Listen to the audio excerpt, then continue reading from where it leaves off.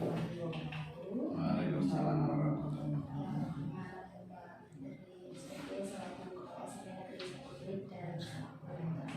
Saya akan mempresentasikan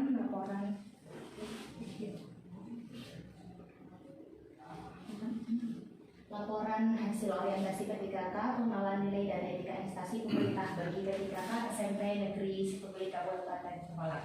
Sebelumnya perkenalkan, nama saya Luciana, unit kerja SMP Negeri 1 Belik.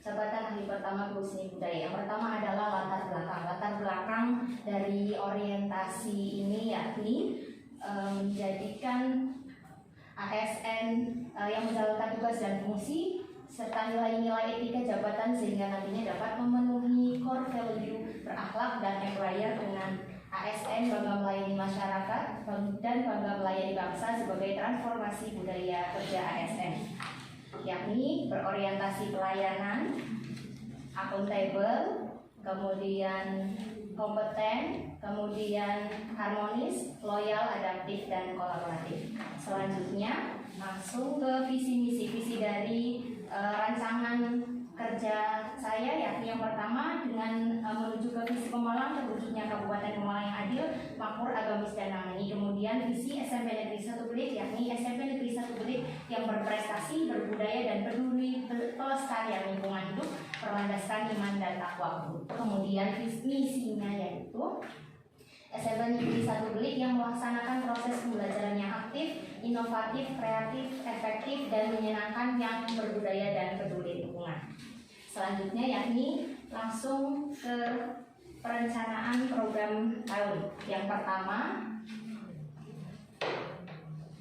memanfaatkan aplikasi Canva sebagai media pembelajaran seni rupa. Yang kedua, memanfaatkan pembelajaran berbasis digital dalam materi musik ensemble. Kemudian yang ketiga, memanfaatkan platform TikTok sebagai media berbasis audiovisual dalam pembelajaran seni rupa menggambar ragam hias. Yang keempat, yakni mengadakan gelar karya dari hasil pembelajaran peserta didik. Dan yang terakhir, yakni mengoptimalisasikan ekstrakurikuler seni khususnya di bidang musik. Kemudian untuk rancangan yang pertama, yakni saya memanfaatkan aplikasi Canva sebagai media pembelajaran seni rupa khususnya yakni materi menggambar poster.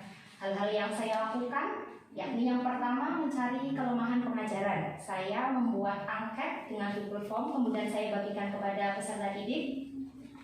Selanjutnya peserta didik mengisi yang isinya di dalamnya itu ada pilihan tentang pada saat praktek seni rupa anak-anak lebih memilih untuk kegiatan praktek manual atau digital, dan setelah itu anak memilih digital. Kemudian selanjutnya rencana metode pembelajaran, dan saya memanfaatkan media pembelajaran Canva, aplikasi Canva untuk pembelajaran seni rupanya dengan berbasis digital. Kemudian melakukan pra pembelajaran. Melakukan pra pembelajaran ini saya menentukan tema, Pak. Jadi temanya itu ada satu kelas yang saya bebaskan temanya, jadi terserah saya bebaskan anak memilih tema apapun. Kemudian ada beberapa kelas yang saya pilihkan temanya, jadi agar menjurus. Jadi saya buat lintingan, kemudian saya bagi ke anak. Jadi ada tentang tema yang membuat 5S, senyum, sapa, sopan, santun.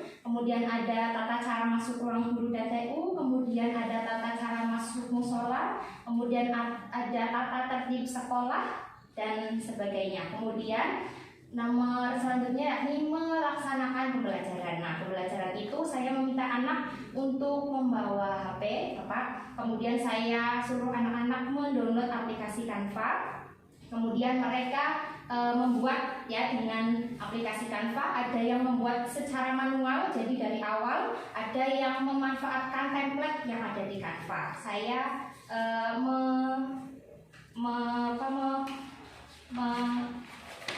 membebaskan anak untuk memilih mau membuat menggunakan template atau membuat dari awal. Kemudian pelaksananya kegiatan itu ada evaluasi dan refleksi pembelajaran, kemudian yang terakhir melakukan remedial dan pengayaan. Jadi setelah kampanye sudah jadi kemudian saya minta anak-anak untuk mengeprint Bapak. Kemudian saya tahu jadi anak-anak itu memahami atau tidak dasar-dasar poster. Dasar utama poster itu ada warnanya, ada gambarnya, dan ada kalimat yang efektif dan bisa dipahami oleh pembaca posternya. Apabila anak itu ada yang tidak ada warnanya atau tidak ada kalimatnya yang tidak efektif, itu nanti akan menjadi remedial. Dan untuk yang pengayaan nanti anak-anak akan saya bebaskan untuk membuat poster dengan tema yang bebas dan buat sebagus mungkin. Seperti itu Bapak untuk rencana yang pertama. Selanjutnya rencana, oh ya ini Bapak ada hasil karya dari peserta didik karena saya sudah melakukannya di tahun pertama. Ini ada tentang ayo jadi anak pramuka, kemudian ada tata tertib masuk kantor guru dan TU,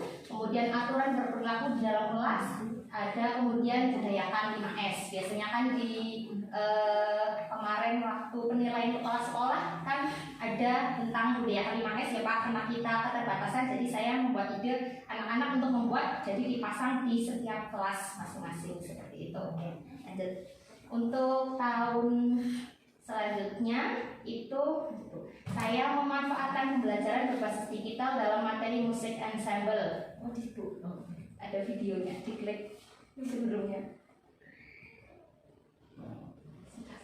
Sebelum di situ di tengah-tengahnya. Ya ini hitam.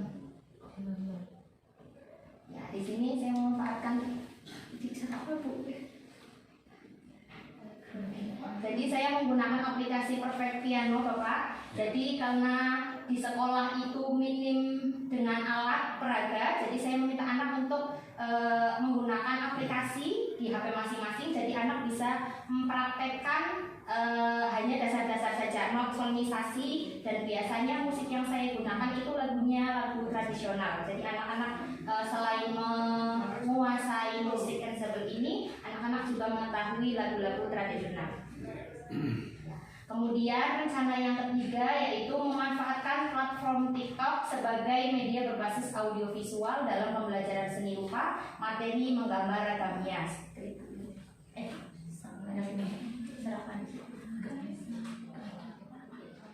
Nah ini Bapak, untuk platform TikTok saya menemukan ada akun yang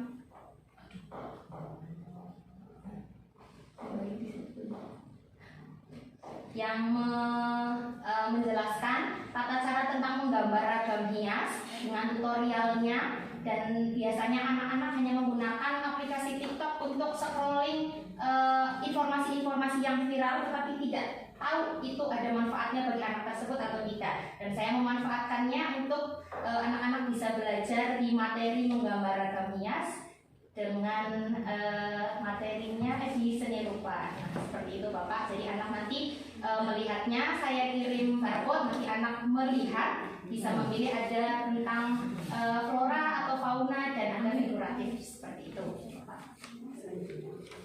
Lanjut untuk yang ketiga yakni mengadakan gelar karya dari hasil pembelajaran peserta didik. Untuk pelatarannya seni rupa itu anak peserta didik bisa memamerkan tentang poster digital yang sudah dicetak, kemudian hasil karya menggambar ragam hias, kemudian menggambar komik digital. Kemudian untuk seni musik menampilkan hasil bermain musik dengan alat musik digital atau manual. Kemudian seni tari menampilkan hasil tarian kreasi, kemudian untuk seni teater menampilkan drama.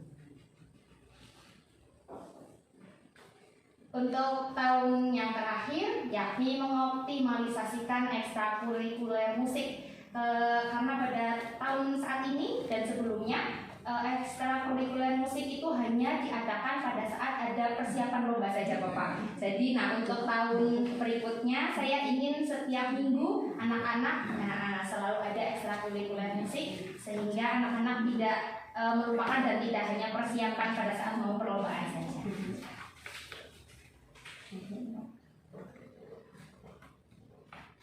Ya, sudah itu presentasi dari saya. Apabila ada pertanyaan, monggo Bapak atau tanggapan. Dari Mbak Lucy, jenengan dalam kegiatan, saya mengetahui jenengan jurusannya sesuai. Ada kesulitan di mana ketika jenengan mengajar dari sini?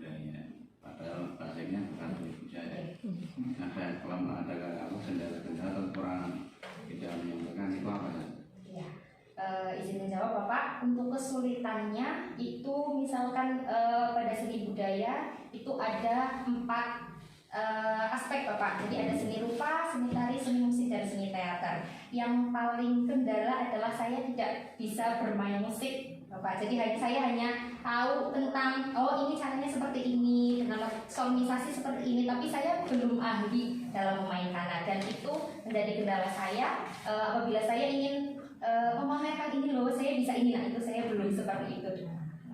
Kalau untuk yang lainnya insya Allah saya bisa, tari sedikit saya bisa, untuk seni rupa sedikit bisa, dan seni teater juga bisa. Bisa dilaksanakan. Sebenarnya dari kesenian itu tidak seluruhnya diberikan. Tentu ya tidak diberikan. Oke, mengatakan Bu Lucy, cukup untuk Bu Lucy biasanya, lainnya harap baik untuk jurusannya bisa normal. Terima kasih Bu Lucy. Cukup Bu, ditutup. Untuk menutup presentasi pada hari ini, yakni saya akan memberikan yakni pekerjaan yang baik tanpa perencanaan akan menjadi sulit, tetapi perencanaan yang baik akan menjadi asyik apabila tidak ada pelaksanaan. Terima kasih dari saya. Wassalamualaikum warahmatullahi wabarakatuh. Waalaikumsalam.